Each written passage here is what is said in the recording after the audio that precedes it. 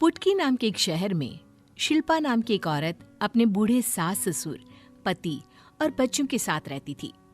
शिल्पा बहू के रूप में अन्नपूर्णा ही थी। उसका पूरा दिन सास ससुर की सेवा, बच्चों की देखभाल और पति की मदद करने में ही गुजरता था। हाय राम, ये घुटनों का दर्द तो जाता ही नहीं। अब भगवान उठा ही ले, इस कष्ट से तभी मुक्ति होगी। बुढ़ापा बहुत खराब है। ऐसा क्यों कहती है माँ जी? आज ही मैंने आपके घुटनों के लिए लहसुन का तेल बनाया है, आइए लगा देती हूँ। अरे सुखी रह बहू, सुखी रह। मम्मी जल्दी से टिफिन दे दो, मेरी बस छूट जाएगी। शिल्पा बड़े ही लगन से अपने सारे फर्ज निभाती। घर के खर्चे से कुछ पैसे बचाकर वो भविष्य के लिए जोड़ा भी करती थी। घर की माली हालत कुछ खास अच्छी ना थी, पर शिल्पा उसी में गुजारा करती और महेश से कभी किसी चीज की मांग ना करती। रात को महेश काम से घर लौटता है। फैक्ट्री वाले हाफ वर्कर को ही रखेंगे अब। मतलब आपकी नौकरी? नहीं, मेरी नौकरी तो है, पर अब पगार आधी ही मिल पाएगी बस। कोई बात नहीं जी, थोड़ा मुश्किल समय है पर कट जाएगा। मैं सोच रही थी क्यों ना मैं सिलाई का काम शुरू कर दूं, थोड़ी आपकी भी मदद हो जाएगी। शिल्पा सिलाई का काम शुरू कर देती है और अपने घर की परिस्थिति को बचाने में लग जाती है। गुलक तोड़ने का समय आ गया, देखती हूँ कितने पैसे जमा हुए हैं। शिल्पा गुलक तोड़ती है और पैसे गिनती है। 30,000। इतने में तो आराम से सिलाई मशीन आ जाएगी। कल से ही काम शुरू करती हूँ। शादी के पहले शिल्पा सिलाई कढ़ाई का काम किया करती थी। उसके हाथ तो मशीन पर ऐसे दौड़ते मानो किसी फैशन डिजाइनर के अंडर कोर्स करके आई हो। क्या सूट सिलती है शिल्पा, मजा आ गया। तेरा बनाया हुआ सूट पहनकर गई थी मैं मुंबई की शादी अटेंड करने। अरे सब रुक रुक कर पूछ रहे थे कहाँ से बनवाई। मान गए तेरी कला को। दिन भर घर का काम करने के बाद जो भी समय बचता उस समय शिल्पा कपड़े सिया करती। धीरे धीरे सब ठीक होता लग रहा था, पर किसे पता था कि असली मुसीबत तो अब आने वाली है। शिल्पा अपने घर का काम कर रही होती है, तभी उसे एक कॉल आता है। मैम, आपके हस्बैंड का एक्सीडेंट हो गया है, जल्द से जल्द लाइफ सेविंग हॉस्पिटल में पूछिए। ये बात सुनकर शिल्पा के पैरों तले जमीन खिसक जाती है। मशीन पर चल रहे पैर अपने आप ही थम जाते हैं। अपने पल्लू पर कटकाई हुई सुई बिना निकाली ही शिल्पा उसी हालत में भागती हुई नंगे पैर हॉस्पिटल पहुंचती है। बहुत बुरा एक्सीडेंट हुआ है आपके पति का, शायद दोनों टांगे काटनी पड़े। ऑपरेशन के लिए जल्द से जल्द 2 लाख का इंतजाम कीजिए, वरना कुछ कहा नहीं जा सकता। 2 लाख रुपए कहाँ से लाऊं? हे भगवान। शिल्पा अपने घर जाती है और अपनी अलमारी खोलती है। सामने लाल कपड़े से ढका हुआ एक डिब्बा होता है, जिसे देखकर शिल्पा को कुछ याद आता है। शिल्पा की माँ जब अपनी आखिरी सांसें गिन रही थी। तेरी शादी में तो तुझे खास दे नहीं पाए बेटा। ये कंगन मेरी माँ ने मुझे दिए थे और मैं तुझे दे रही हूँ। मेरी आखिरी निशानी समझकर रख ले बेटा। ये कहते हुए गोमती के प्राण पखेरु उड़ जाते हैं। शिल्पा के पास अपनी माँ की आखिरी निशानी के नाम पर बस वो 2 सोने के कंगन ही थे, जो आज उसके पति को बचाने के काम आने वाले थे। मुझे माफ कर देना माँ, इनको बचाने में अब ये कंगन ही मेरी मदद कर सकते हैं। पिंकी, पिंकी बेटा जरा इधर आ। हाँ माँ। ये कंगन ले और मुनीम के पास जाकर गिरवी रख के 2 लाख रुपए ले आ। शिल्पा पैसे हॉस्पिटल में जमा करवा देती है। ऑपरेशन तो हो जाता है, पर समय पर ऑपरेशन तो हो गया, पर कम से कम 1 साल के लिए इन्हें पूरी तरह कामकाज छोड़कर आराम करना होगा, वरना पैरों की हालत बिगड़ गई तो अगली बार हम कुछ नहीं कर सकेंगे। ये सब क्या हो गया शिल्पा, और क्यों, कैसे हुआ? शिल्पा पर दुखों का पहाड़ टूट पड़ता है। पति का खर्च, बूढ़े सास ससुर, बच्चों की पढ़ाई। मेरी तो 12वीं पूरी हो गई है माँ। रोहन तो अभी छोटा है। हम दोनों की पढ़ाई का खर्च कैसे उठा पाएगी तू? इसलिए अब मैं भी नौकरी करूंगी और तेरे कंगन छुड़वा कर लाऊंगी। पिंकी नौकरी करने लग जाती है, पर घर के खर्चे कहाँ रुकने वाले थे। पिंकी के कंगन के ऊपर उठाए पैसों का ब्याज नहीं चुका पाने से मुनीम कंगन जब्त कर लेता है। दिन पे दिन गुजरते जाते हैं। पिंकी को काम में धोखेबाजी करने का बहुत मौका मिलता है, पर शिल्पी के संस्कार में पली पिंकी ऐसा नहीं करती। एक रोज काम से घर आते वक्त वो देखती है कि एक आदमी एक औरत के हाथ से एक बैग छीनकर भाग रहा था। चोर चोर, मेरा बैग! पिंकी अपनी जान की परवाह किए बिना चोर के पीछे भागती है। सेल्फ डिफेंस में ट्रेन होने के कारण वो भागकर चोर से बैग छीन लेती है। बैग खोलकर देखती है तो उसमें पैसे ही पैसे थे। वो बैग बंद करके उस औरत को लौटा देती है। इस जमाने में इतनी ईमानदारी! इस बैग में 50 लाख रुपए थे और तुमने मुझे बैग लौटा दिया। चोर से बैग तुम लेकर आई थी अपनी जान पर खेलकर। तुम चाहती तो बैग रख सकती थी बेटा।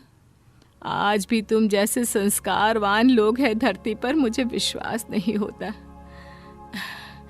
ये लो, इनाम के तौर पर ये कंगन रख लो।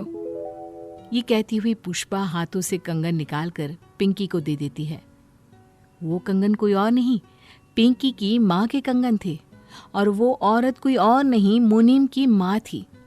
पिंकी कंगन देखते ही सारी बात पुष्पा को बताती है। आज से तुम्हारी पढ़ाई का खर्चा मैं उठाऊंगी बेटा।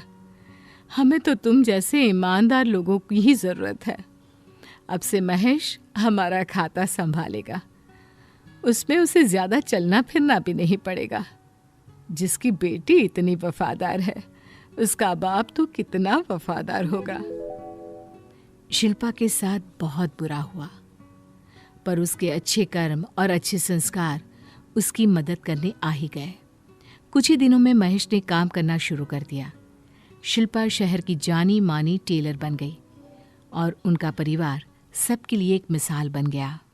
माला घर पर बर्तन मांजकर अपना गुजारा करती है और अपनी बेटी नीलू को पढ़ाती है, लेकिन नीलू अपनी माँ माला को एक नज़र भी देखना नहीं चाहती है, क्योंकि उसका आधा चेहरा जला हुआ है।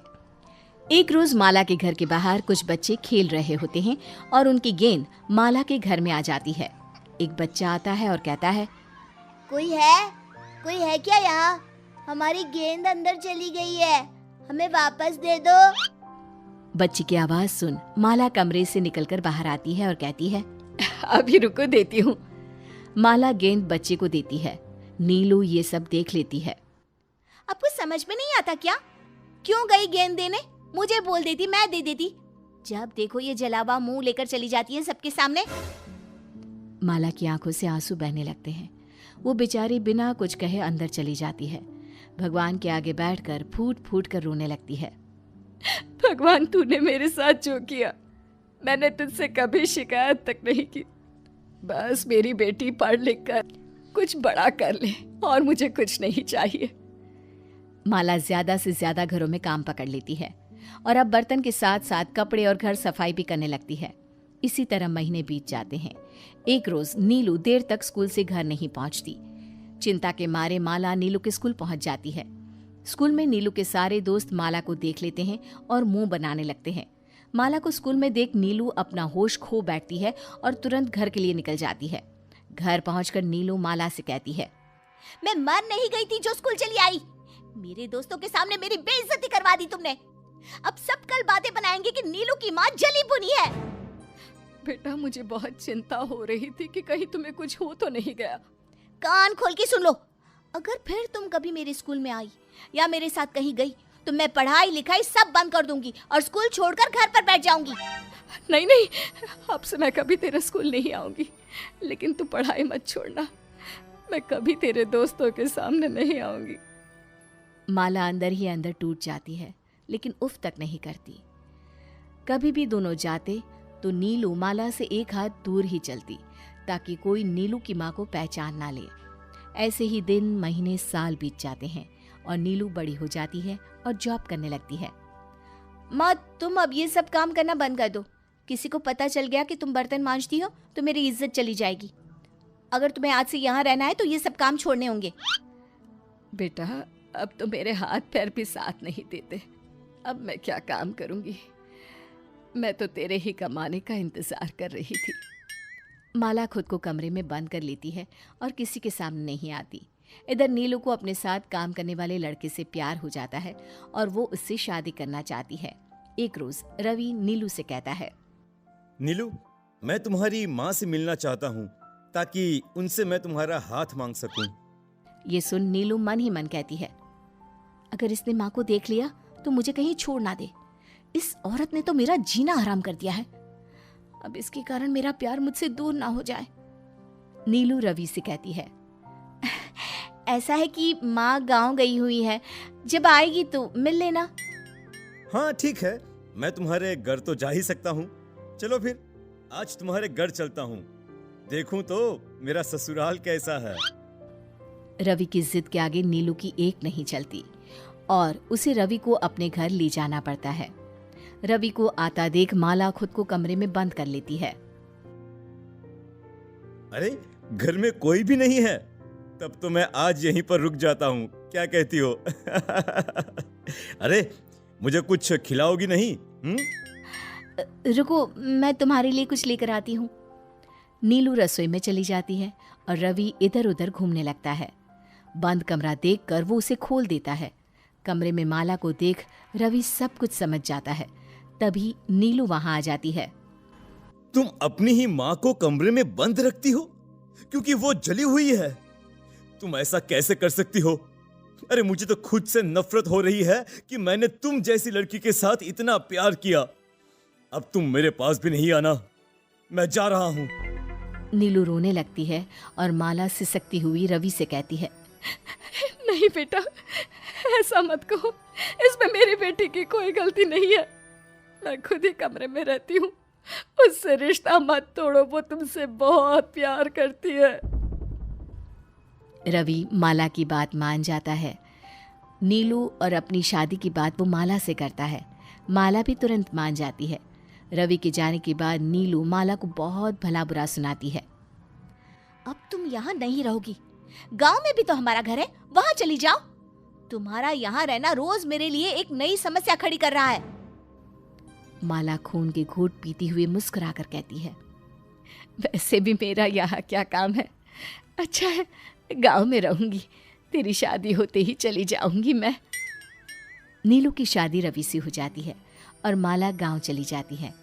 कुछ दिनों के बाद नीलू को एक चिट्ठी मिलती है जिसमें लिखा होता है, तुम्हारी माँ की मौत हो गई है, उनकी आखिरी इच्छा है कि तुम ही उसे आग दो। ये चिट्ठी पढ़कर रवि और नीलू गांव के लिए निकलते हैं और माला का अंतिम संस्कार करते हैं। तभी मोहनलाल वहां आकर रोने लगता है और नीलू से कहता है, माला बहन बहुत अच्छी थी। अरे उन्होंने मेरी बहुत मदद की। जब मैं कुछ नहीं कमाता था तब वो मुझे खाना देती थी। तुम्हें पता है बिटिया, जब तुम छोटी थी ना और तुम्हारे कमरे में आग लग गई थी, तब तुम्हें बचाने के लिए माला बहन जलते हुए कमरे में घुसकर तुम्हें कंबल में लपेट लिया था। तुम्हें बचाने के चक्कर में जलती लकड़ी उस बेचारी पर गिर गई और उसका इतना सुंदर चेहरा जल गया। ये सुनकर नीलू से बर्दाश्त नहीं होता। उसकी आंखों से आंसू बहने लगते हैं जो रुकते ही नहीं। मुझे माफ कर दो माँ, मैं ऐसी अभागन हूँ जो तुम्हारे त्याग को नहीं समझ पाई। फिर नीलू ने अपने पश्चाताप में गांव के घर को वृद्धाश्रम बना दिया और उस आश्रम को नाम दिया माला आश्रम।